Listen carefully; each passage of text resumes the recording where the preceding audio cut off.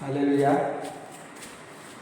అంశం: మీరు సర్వోన్నతుని కుమారులైన సర్వోన్నతుడైన దేవాతి దేవుని యొక్క కుమారులు కుమార్తెలు అవుతారు.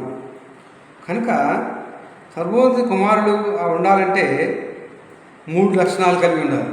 వాటి ప్రయోజనం ఏంటి? 3 లక్షణాలు కలిగి ఉండాలి. మనం దేవుని యొక్క కుమారులు కుమార్తెలు అంటే 3 లక్షణాలు కలిగి ఉండాలి. ఒకటి, దేవుని ఆత్మచేత నడిపించబడతారు. మొట్టమొదటి దేవుని ఆత్మచేత దేవుని సన్నిధికి నడిపించబడతారు. రోమ 8:14. పాప స్వభావం మీద విజయం కలుగుతుంది. పాపం స్వభావం నుంచి విజయం కలుగుతుంది.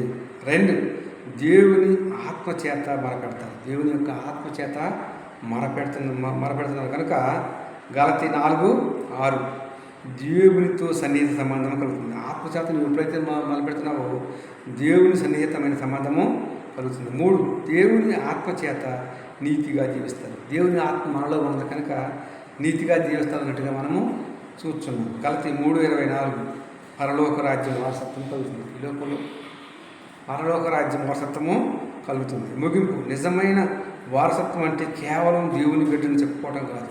నిజమైన వారసత్వం అంటే దేవుని బిడ్డను చెప్పుకోవడం కాదు. ఆయన లక్షణాలు జీవితం ద్వారా బయలుపరచడం. శత్రువులను పగ తీర్చుకోవడం కాదు, శత్రువులను క్షమించడం ద్వారా దేవుని లక్షణాలని సర్వోన్నతుని యొక్క కుమారుని యొక్క లక్షణాలను కలిగి ఉంటాం. కనుక కొద్ది మాటలు ముగిస్తున్నాను. క్రిస్టఫర్ 810 యూట్యూబ్ ఛానల్ సబ్స్క్రైబ్ చేసుకొని షేర్ చేయవలసిందిగా కోరుచున్నాను. ఆమె